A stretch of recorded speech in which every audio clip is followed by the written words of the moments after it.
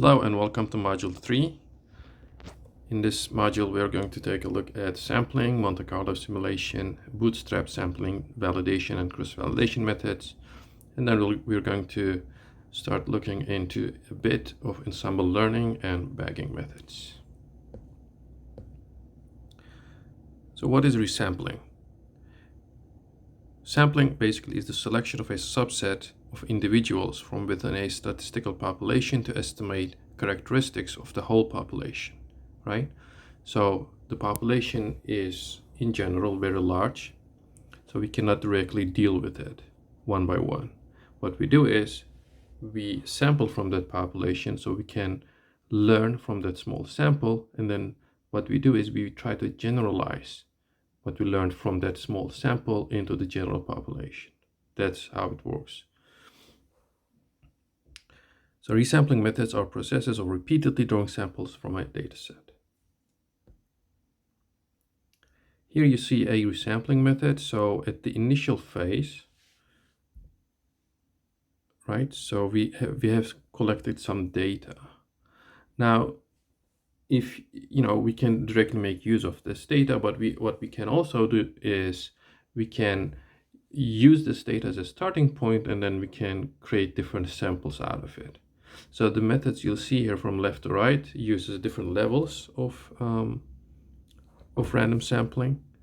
For example, in permutation, basically it's just shuffling the data, so we directly make use of the data again. But then there's some methods here you see, like jackknife, the bootstrapping method. Basically, we start resampling from the data we have collected, so we are no longer working directly with the data, but rather a sample from the data we have collected.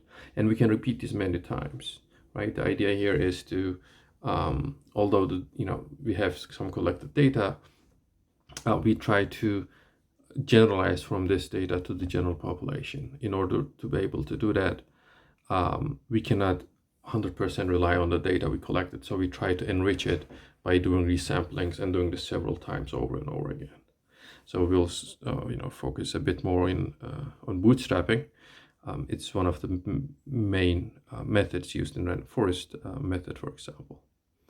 And yeah, as you go from left to right, you basically kind of go further away from the original data and then end up with more of a like more into samples and going from the data into more theoretical solutions. If you want to learn more about this, you can check this source here at the bottom right.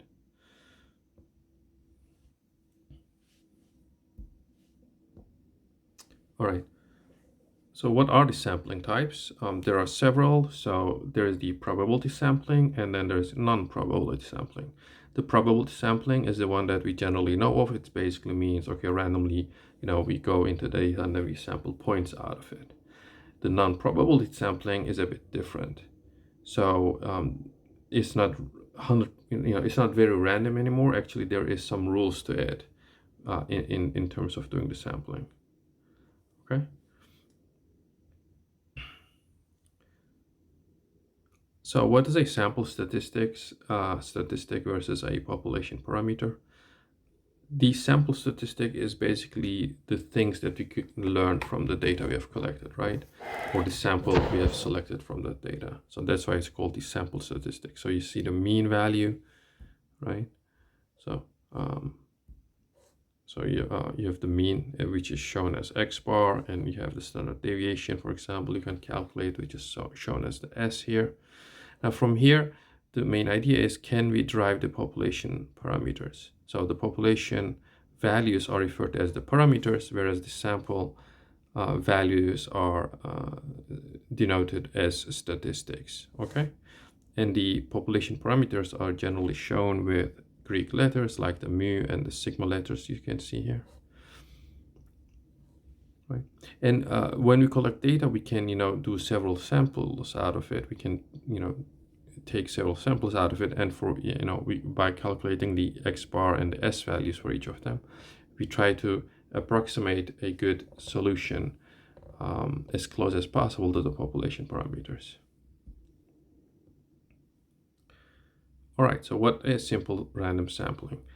in a simple random sample, every member of the population has an equal chance of being selected, right? So let's say you want to select 100 employees. If there's 1,000, you basically give each member a number from 1 to 1,000, and then you use a random number generator to randomly give you some numbers, and you select those people, right? That's pretty much it. It's one of the most simple methods in terms of random sampling. It's easy to create. One of the downsides is that the sampling bias can occur here. So especially if there's some imbalance in the data, like if there is some smaller populations within the larger population, they might not be selected at all in your sample, right? So that's why there's some better approaches or more advanced approaches compared to the simple random sampling. And that is called the stratified sampling. So what is stratified sampling? It involves dividing the population into subpopulations that may differ in important ways. It allows you to draw more precise conclusions by ensuring that every subgroup is properly represented in the sample. Okay, so these subgroups, we create subgroups that we deem to be important, and then from within those subgroups, which are called strata, which is the plural of the strata mode here, within those strata, we make random sampling at that stage. So this ensures that even smaller groups have representation at the end when the sample is created, right? So if there's 800 female and 200 male employees in this company, if you were to do just some random sampling, since the number of females is much larger, in the sample, the ratio for males might be even lower than this 8:20 ratio. So in a random sample of 100 people, there might be 95 females selected and only 5 males selected. So that's why instead of doing simple random sampling on the population itself, what we do is we create strata. So we create 2 groups of 800 females and 200 males, and within those 200 male groups and 800 female groups, we do random sampling. So what we do is something like this. So 800, 200 male, right? So this 800 female. So we randomly select 80%. So the ratio is 80:20, right? 80%, 20%. So we want to preserve this ratio. So within those group, we select 64 females basically, because let me finish this. So this is 20%. So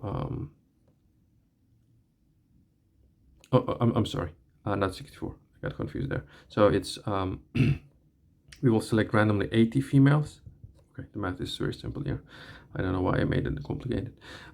80 females here, and 20 males are going to selected to make that 100 people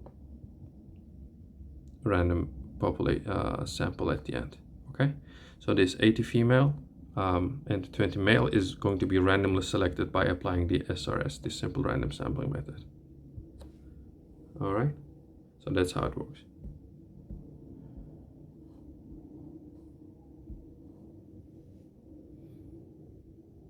Yeah, as you can see here, so we have a population, and then we create the 2 strata here, and then within that strata, we randomly select the some members out of that group, and the ratio 64 in this case is preserved, so that 64 ratio is also present here, right? That's the idea here. So why do we do stratified sampling again? Because it ensures the diversity of our sample. Okay, it ensures the similar variance, that basically that ratio is preserved. And this is especially useful if you have very small groups in your data.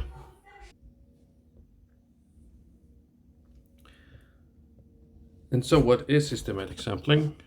So here every member of the population is listed with a number, but instead of randomly generating numbers, individuals are chosen at regular intervals. Okay, so that's the key point here. There is some systematic order in selection. So for example, let's say all the employees of the company are listed in alphabetical order. From the first 10 numbers, you randomly select the starting point. Let's say it was 6. So from 6 onwards, every 10th person is being selected. Okay. So yeah, I mean, this is still kind of random sampling, but because of the starting point where, you know, there's an alphabetical order, you start with 6 and go on for every 10th after that. So that's why it's basically there's a systematic, you know, sampling being done here. So you need to make sure that there's no hidden pattern in the list that might skew the sample, like you know, I guess an alphabetical order is okay, but if you make some other order, you need to make sure that there's some, you know, it's, you know, kind of still equally balanced overall, right? So there shouldn't be some hidden thing going on there.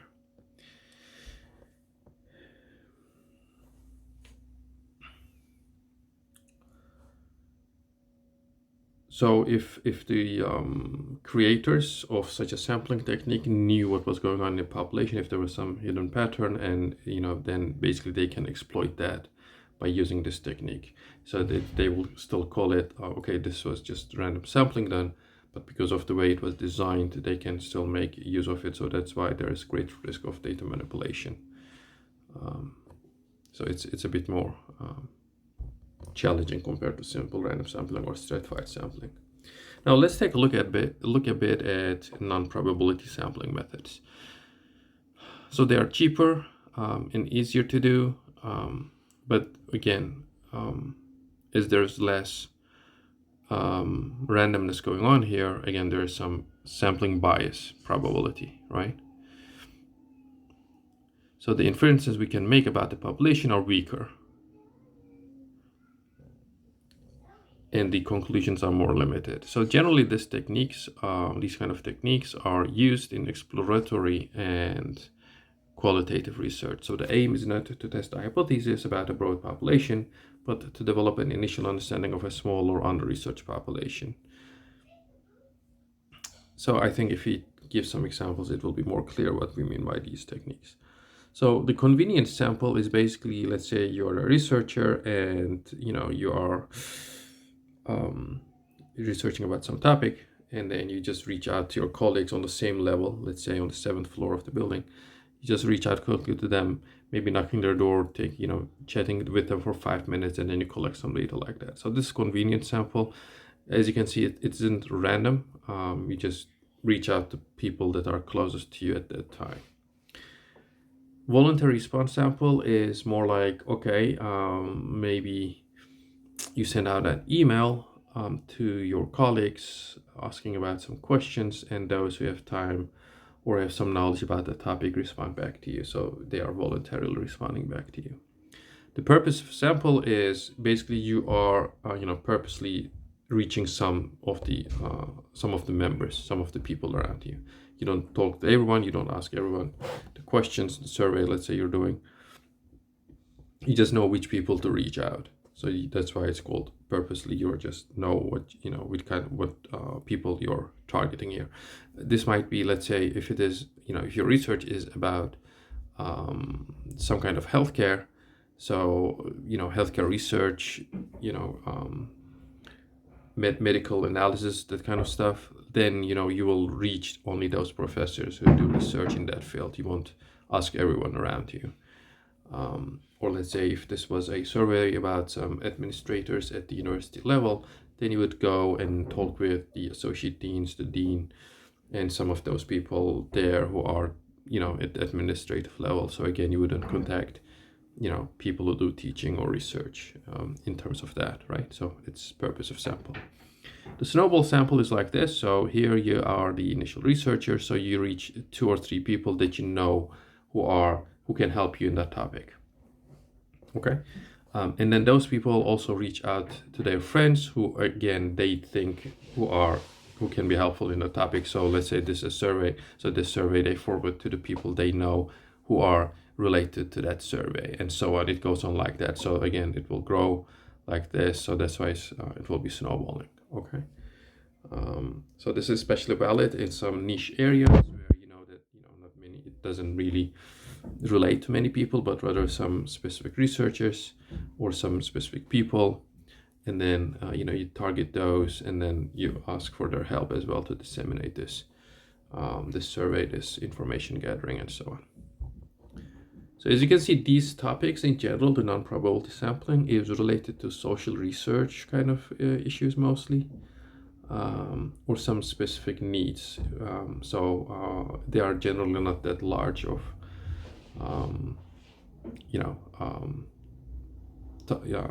data gathering here going on.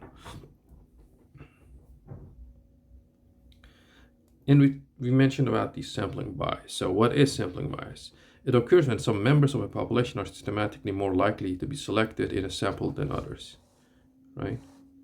Sampling bias limits the generalizability of findings because it is a threat to external validity, specifically population validity. In other words, findings from the biased samples can only be generalized to populations that share characteristics with the sample. So, any examples about this? I would say, for example, let's say you are collecting data about voting, right? Let's say it's voting time, and then you stand in front of a university and you randomly select people entering the university and you ask them a few questions. Now this is a biased sample because the people who are entered there are either professors, teachers, lecturers, students, and those kind of people who might be a bit different than the general population. So if you just base your decisions on those survey you have done at that location, then you will have a bias sample that you can't generalize to the general population. But of course, what you can do is you can say, okay, from this university we have collected this many data, then you can maybe kind of generalize their attitude, whatever that topic was about. Okay, but you cannot really say more than that. If you were to do this at maybe some other universities, you can generalize a bit more towards the saying, okay, this is valid for these universities, right? So in order to be able to generalize the general population, you have to collect data from different locations in different cities, in different states, so that you can say, okay, this is an unbiased sample because we have done these things to make it as generalizable as possible. This is an important topic because, if you're going to make important decisions based on your research, then you have to really pay attention to sampling bias. And what is Monte Carlo sampling? So Monte Carlo methods are a class of techniques for random sampling a probability distribution.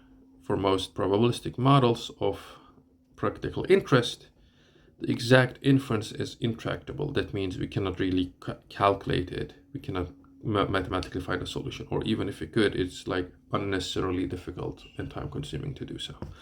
So what we do is we instead resort to some form of approximation. Okay, so we approximate the result. And in some cases, instead of just having the exact solution, a close solution is good enough. So that's why approximation is good enough. A desired quantity can be approximated by using random sampling, referred to as the Monte Carlo methods. So for example, drawing a sample may be as simple as calculating the probability for a randomly selected event, or it may be as complex as running a computational simulation.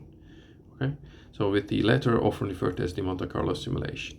Okay, so if you just do kind of some simpler experiments, it's just Monte Carlo sampling. But if it's more complex, then it's referred to as Monte Carlo simulation. At the end, they have the basics the same. They are basically the same thing.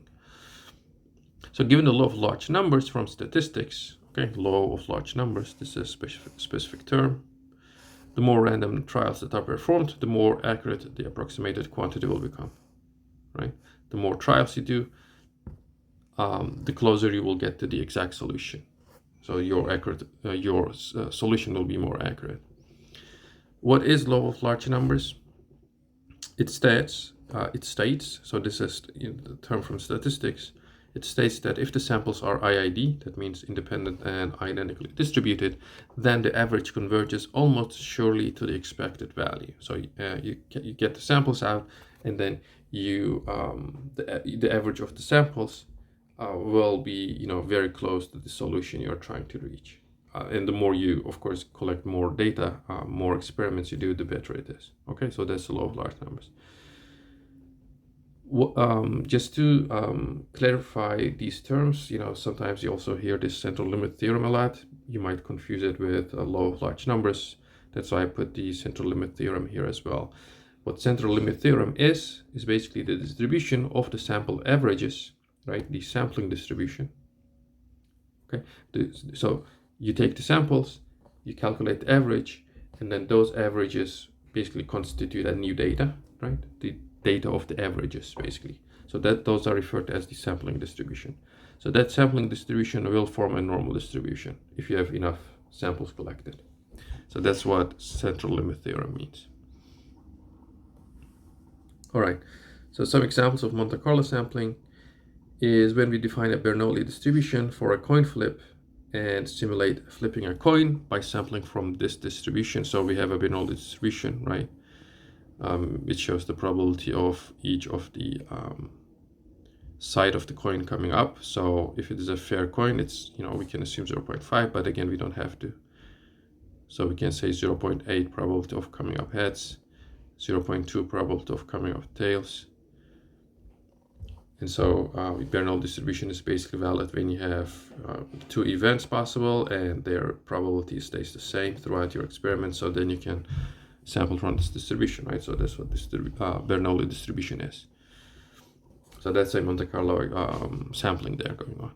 When we sample from a uniform distribution for the integers 1, 2, and 6 to simulate the roll of a die. So here we assume, when we say uniform distribution, that means we are assuming the dice is a fair dice. So if it's a fair dice, then, each side has equal probability of coming up. And then if we sample from this distribution, that's the process is called the Monte Carlo sampling here. When we gather a random sample of data from the population and estimate the probability of sampling of the data using a histogram or density estimation method. So again, you collect some data and then you want to approximate the probability distribution, right? So then those things that we use is also, again, kind of falling under Monte Carlo sampling, like histogram, density estimation, and so on. All right, so that was a kind of an overall introduction, understanding to sampling methods. Of course, from the probability and statistics class, more about it, and you can check more on those as well if you need to. But again, this is kind of enough for what we're going to do next, which is bootstrapping, and which will lead us to the next phases that we are going to do regarding validation, course validation, and some ensemble methods. So what is bootstrapping? So many samples with the same size and with the same size are drawn repeatedly from an original sample, right? So this data set, the original sample, is obtained from the population, okay? So this allows a given observation to be included in more than one sample, which is known as random sampling with replacement. So since it's same size and we are doing random sampling, right? And then we are, let's say there's a ball of balls, and then we select one ball randomly, and then we take the number and then we'll put the ball back. So that number is the index of the data point, right? So each sample is the same size as the original one. So if this one is the original set here, there's 10 data points. We create the first bootstrap, second, third, and you can see there's 10 data points in each one of them. It's random sampling with replacement because you can see some of the points are repeated. Like in the first one, for example, let's see, I see x2 is repeated 2 times here, x8 I see repeated 2 times, well, 3 times actually, and so on. So there will be repetitions, and that's okay. That's part of this process. So yeah, we have 10 data points. The original data set also had 10 data points. So that means it's equal size, and then we are doing random sampling with replacement. So this process is called Bootstrap process. And each one of the new data sets is referred as like Bootstrap 1, 2, 3, and so on. So these will be our training sets. All right. So if this was our original data, we will what the idea of, kind of, we will start looking into this validation idea or cross validation idea. We will use this as like our training sets, and any point that is not selected at all, these are called OOB, out of bag. So they were not selected, so they are not included in this bag on the left. So that's why these can be, kind of used as a testing set as well. All right. So this is one of the things that's possible in random forest, for example, and we will see an example later about this as well.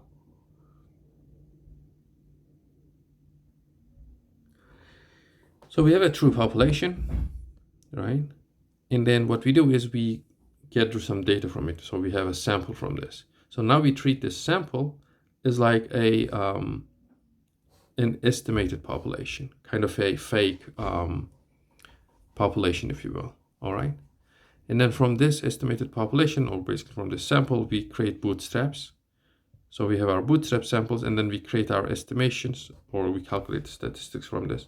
Now when we look at the distribution, it will look very similar as if we were sampling from the true population. So that's the main idea here. So instead of dealing with the true population and gathering several different samples from it each time, can we do this process by having a much smaller data set to start with, and then creating bootstraps out of it, and then getting the statistics out? Will that be close enough to the actual distribution itself? And it is, mostly it will be. So basically what you saw here is kind of being repeated here. So we have a training sample, and then we create bootstrap samples, and then from those bootstrap samples we can calculate different statistics, right? And those statistics, the average of those will be similar to the original population parameters. So there's different types of bootstraps. One of them is the non-parametric bootstrap. So this is basically, we don't assume anything about the distribution of the data. Same size data is sampled from the original data with replacement. So this is basically, you have some data, you just resample from that data set with replacement and with the same size, okay? So what this can do is basically it can reproduce the items that were in the original sample.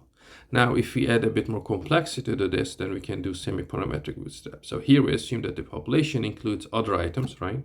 It's not only the data we have, there is definitely other items as well. So we assume the population includes other items that are like the observed sample by sampling from a smooth version of the sample histogram.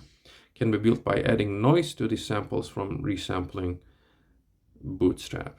Okay, so we have the data points. We assume they have some added noise to them, and then we can model this error with a normal distribution with zero mean and some small variance. So when we basically, what this means is that you randomly select a data point, let's say you select x2, and then you add some random error, a small error to it, and that error value comes from this distribution. So now when you create new bootstraps, the values that come will not be exactly equal to the original data set, right? There will be a bit more variation there. And the idea here is to better mimic the, get better, understand better, to get closer to the original population, because we know that it won't be the exact values we have in our data set, right? There's other data points, so we try to kind of get that idea here as well. What is parametric bootstrap? So parametric bootstrapping assumes that the data comes from a known distribution with unknown parameters, right? So what we do here is first we estimate the parameters from the data. So we estimate the distribution basically and use that estimated distribution to simulate new samples. So it's a bit different than the second one. So we are now fully parametric. What does it mean? So we have our data, we estimate the distribution, right? We get the different metrics. Let's say if we estimate the distribution to be normal, then we get the mu and we estimate the mu and sigma parameters, so basically x bar and the s. And from this we what we do is we sample, right? We can sample new data points. So we will randomly sample data points from this distribution, not from the data set anymore, from the distribution. So that way we will create new bootstraps. So 1 bootstrap, 2, 3, so many bootstraps will be created from this distribution right here. Okay. What is the bootstrap approximation error? So at the end, bootstrap, we approximate, we're trying to approximate, right, the actual solution. So one possible error is the simulation error. So we don't have enough replications, right? So then our approximation will be not that good. So I mean, this is an easy fix because we can just increase the number of experiments we do. So that's not too hard. The more difficult one is this statistical error. So the original sample that we started with is not representative of the larger population, right? So there was the larger population, we are getting a small data set out of it, and then we are creating different bootstraps out of it, right?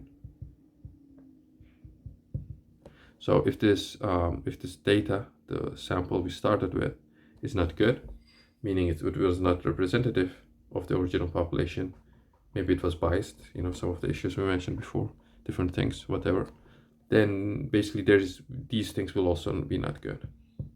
The bootstraps will not be good. So that's why we need to make sure that the original data set we started with is as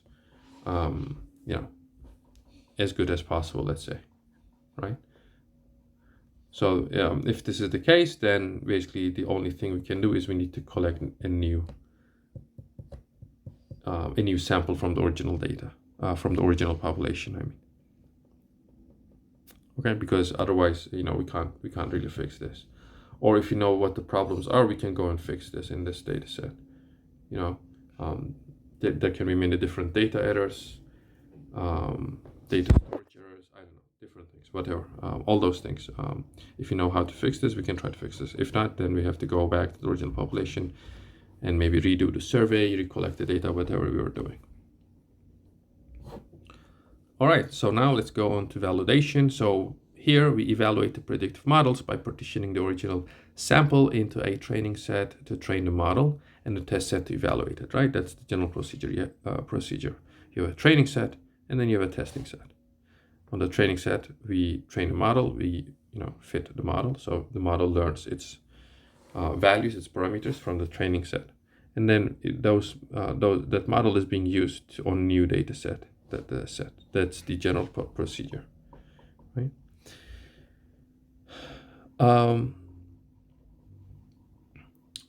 So the thing is, let's see here. So the thing is, if you just use training and testing,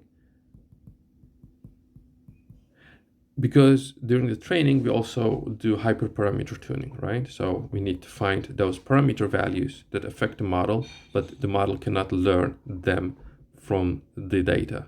You have to supply them. Things like, for example, the penalty value in some models that needs to be given by us, all right? The C value, for example, in logistic regression, right? Because that value will affect the regularization of the model. Regularization is a method to apply some penalty onto the parameters of the model so that they don't grow too large, because if they grow too large, then the model will go and overfit. So we want to prevent that. So that penalty will affect that, how large the different coefficients or the parameters of the model will get, okay? So that value is given by us as the user. It's an outside value. The model cannot learn that from the data. So that's why we need to maybe try different values. So let's say C 0.1, 1, 10. Okay, just a simple example here. Now, which one is better? So we can train the logistic regression model on one C value and then test it on the testing set, on the other C value, and then test it on the testing set, and then train it on another C 10, this C equals 10 value, and then test it on the test set. So we have 3 different models, and then we have tested on the testing set 3 different times. So we have different accuracy levels, right? Or F1 values, let's go with F1. Let's say this one gave us 0.9, 0.8, and 0.85. So we will choose this one because it's the best. So we say C equals 0.1 is the best. But the problem here is this. we basically are using training and testing one after another, right? So we train, test, train, test. So now basically this testing is becoming a part of the training, right? Because we have selected the C value based on the performance that we have gotten from the testing set. Now, basically the testing set has lost its testing ability, right? The testing set, the goal here is how generalizable our model is. We want to understand that. So it should be only used once at the end, once the model training is done.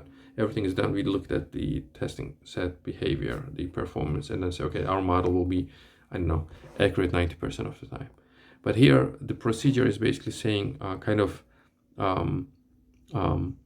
fitting itself towards the testing performance, right? So the testing set unwillingly becomes part of the training procedure, all right? So that's why instead of training testing, what we do is training, validation, and then testing. So this hyperparameter tuning happens in this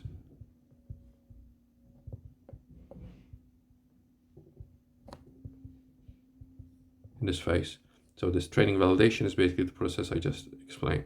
So we train, we try different values, these values, and then we after training we validate on the validation set, see how good it is, and then finally once we choose the best C value, and basically let's say we are done with our logistic regression model, then we can test it on the testing set and say, okay, this is the final performance of this logistic regression model. All right. So this process can be done with the other models as well. And then at the end, we will have, let's say, several different models with their testing performance, and that's our final there. Okay, now in this case, the testing set, as you see, is really a testing, right? Testing means it's done only once, right? So maybe you can think of this of like a student studying for an exam. And then there's like in the class, the teacher prepares like a pseudo exam. I don't know what to call it, like a preparation exam during the class before the actual exam happens. Okay, and let's say the teacher will repeat this all 3 days with 3 different on 3 days, giving the same validation set, meaning the same fake exam to students. Because the idea here is that the student will study some portions of the book, come and take the test, the exam, and then see their errors, okay? And based on their errors, they will go back, study maybe some different parts of the book, or maybe focus on one part more and the other parts less, and so on. So basically, this is where we give the different kind of hyperparameter values, right? So we say to the algorithm to do things a bit differently here. But this is given by us, or in this case, the student decides on the different things to do. So after these 3 trials, the student finally says, okay, I will go with this, and this hyperparameter. You know, the parameters in this case can be, okay, study, I don't know, it might be, it's a bit hard to make interconnection here. So let's say different parts of the book, focusing more on one topic, I don't know. Maybe the student also tried different things like drinking coffee on the day of the exam and not drinking coffee and drinking tea, I don't know, those kind of things. So whatever, you know, those things are not learned from the data. The data in this case is the study material, basically. So these things are given outside. So in this case, the student or the parent or whoever decides on it, right? So back and forth going like this. So now basically the student actually, as you can see, the validation set, the fake exams have become part of the training procedure, right? So if you were to do this a 4th time, probably the student will get a good solution on this, a good grade on this, but you can't really say that's very, that's generalizable, right? Because this, the student has seen this set many times as well. That's another thing. So that's why on the final day, the 4th day, the teacher comes in with the exact, the final exam, basically, the actual one, which will be done only once, and whatever the student gets on this final test, the final exam, that's it. There is no repetition of this. So that's the exact same analogy here. So training, validation, back and forth, train the model, be ready, and then do your testing there. All right. So this topic is important. I hope it's clear for you. All right. So now the training, validation, testing, right? So these sets are created from the original data set by doing random sampling. So they are randomly split into different portions here. Another idea for this is that the training data, this portion here, So this whole thing actually, we can look from here to here, like training and validation is the training procedure. So if you take that training data, then what the idea is, a better idea for that is like applying k-fold cross-validation. What that means is that we will divide it into k different portions, and each time one of the portions is going to be the validation set, the other k-1 portions will be the training set. If you go with 5-fold, then that means there will be 5 splits, 4 of them is training, 1 of them is going to be the validation. And this is going to be repeated 5 times, so that each split, as you can see, each fold gets its chance to be the validation set. And at the end, once this procedure is finished, you take the average of these results, the average accuracy from each of the blue boxes, meaning the average accuracy of the validation folds, and that will be the performance, the average performance over these folds. So this is a bit more better approach. It's more generalizable. There's less overfitting here. It gives you a better idea of how your model will be doing if it were tested on a new data set. Okay. And so this is done in, if you go with the C example, the logistic regression penalty value.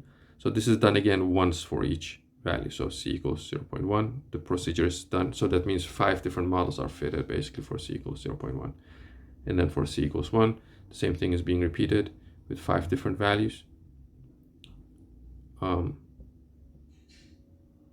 Okay, and then for C equals 10 is again repeated 5 different times. And then at the end, the averages of these results can be compared, and let's say the best one came up to be this C equals 1, and that's your final choice for C value. So what's the benefit of this? So if you were to look at these figures, on the left you have a validation result, right? There will be the validation,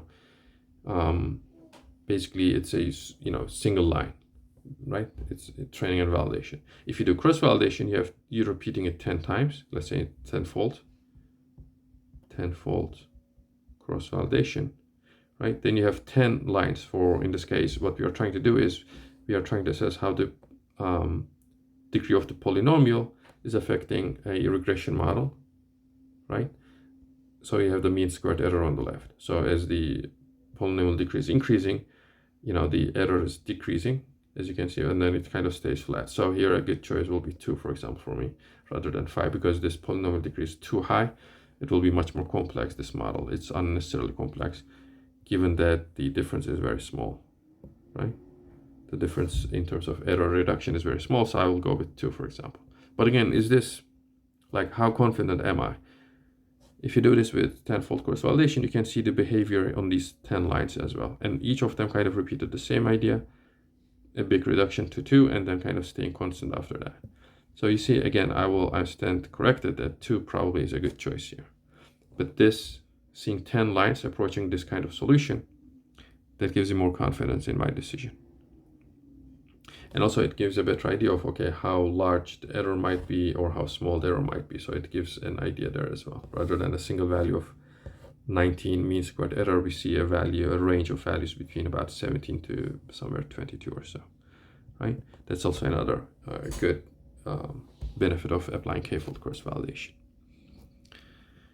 Then there's also leave one out cross validation. So what is that? So that's also referred to as LOOCV. So here you have, each time only a single data point is left out for validation. Everything else is used for training. And so if you have n data points, you repeat this n times. You can imagine this takes a lot of time if you have a large data. That's why this method is generally applied only if you have very small data sets. And generally it can be, like in the medical field, for example, things like one-on-one patient data, things like that. Those can be very small because you won't have that large of a population pool there. So that's why, leave one out is used in those kind of environments in order to make much use of the data as much as possible.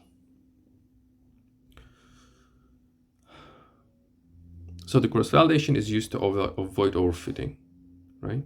Compared to a single validation set. It's easy to implement, so we just specify the k number of folds and then we can apply it. As the number of faults gets larger, though, then it will get slower and slower because, you know, the number of models that needs to be recreated and recreated increases. So that's something you need to keep an eye on. One suggestion there is basically if you have you know, too many parameter combinations to test. So, you know, hyperparameter 1 some values, hyperparameter 2 some values, right? Now, what it does, it's basically creating combinations of these values, right? Because it will test each one. You know, in this case, if there's 2 parameters like that, it has to have each combination tested. That's also referred as the grid search. You can see many models needs to be created in this way. So one idea could be decreasing the number of parameter combinations in order to speed up the process a bit, decreasing the number of K. So 10 is generally used, but again, 5 can be used as well if you have a larger data set and or too many combinations of the different hyperparameter values. 3 can be used, even 2 can be used if you have a very, very large data set, you know, and it takes too long of a time to train. You can go to 2 as well. Now, another idea about having quite a large data set is that you can even just not do k-fold cross-validation, but just training validation for larger data sets. Why? Because the main goal of applying k-fold cross-validation is to decrease overfitting, right? If you have a large data set, generally, you know, your risk of overfitting decreases anyway. And since your cross-validation will take too long, so you can maybe opt to just go for training validation.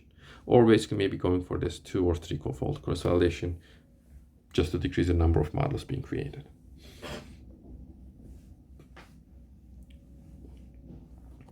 All right, so I mentioned in k-fold cross-validation, all these splits, right? These splits. So reds are for the validation set, the blue are for the training set, is done randomly. So one risk here is that, especially if you have smaller groups in your data that you want to predict, right? Like this blue one here is very small. Then in some of your training validation splits, these might not appear enough. So then you have a problem, right? So we want to prevent that. So so what we want to do, so here, for example, if you look at this, let's see. So this first split here, the training set, sorry, this is the validation set for the first split, right? There's the blue class present, there's some of the, you know, the orange class present, but none of the brown is present in this validation set in the first fold. So this is a problem, this is not good. So in order to prevent that, that stratification idea that we looked before in sampling can be applied here as well. So what we apply is we do stratified k-fold. So you see each of these groups are now present in each of the folds, right? So when you do this, so again, we create the strata and then we do simple random sampling after that to create these defaults here, all right? Yeah, and so this basically is what we should always basically apply in machine learning as well. So in this case, the class means the class that we want to predict. Okay, we want them to be present in equal amounts to their original set in each of these strata here as well, in each of these k-folds as well. All right. And, you know, these things are applicable to IID datasets, independent, identically distributed. If you have time series data, you need to be a bit more careful there because you cannot do just random sampling around, right? Because there's the time component to it. So one idea is we can apply, so this is the regular cross-validation we talked about.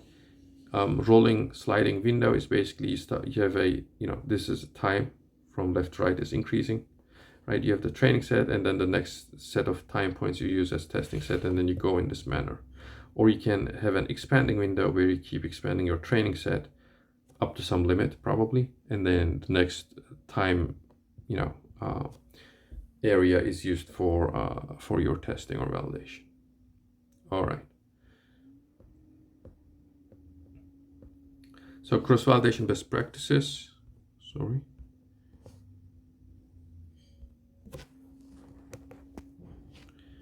Okay, I'm having a bit of difficulty here. Okay, it's jumping back and forth. Give me 1 second. Okay, cool.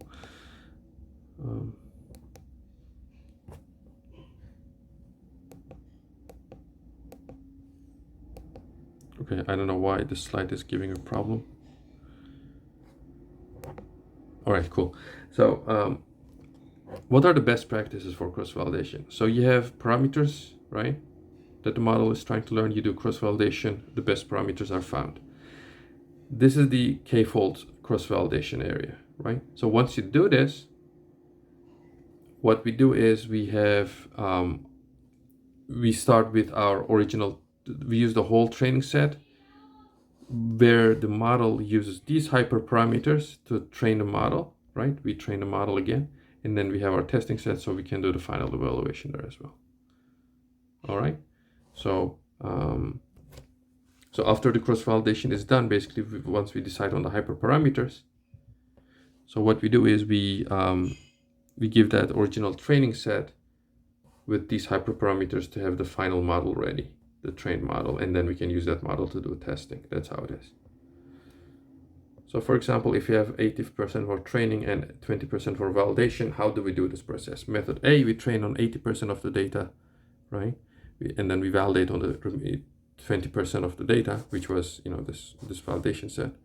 So we find the optimal model, the best hyperparameters, and then we use this optimal model to retrain on the 100% of the training set. And then we can predict on the unseen data. So this is method A. Is this correct, or is this method B correct? So here we have training 80 and then validate again on 20. We find the optimum hyperparameters from this training set again. And then we use this optimal model with the current model parameters. And then we predict on the unseen data. So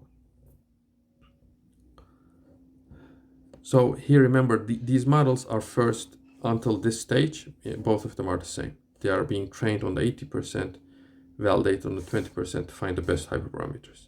But then in this approach B, we say, okay, we just have found the, hyperparameters are found, that's fine. The model is also trained, right? At this stage, it was trained anyway. So we directly use that. That's what this model B is saying. Model A is saying, hey, after finding the hyperparameters, we combine this training and validation into one. So we make it 100%, and then we retrain our model on this 100%, and our model is ready, and then we use that model. So the correct way is my model A here. Okay, we should combine the training and validation to reach 100%, and then train the final model on that to have our final model ready. All right, so with that, that was the end of the sampling and validation. Next, we'll look into ensemble models.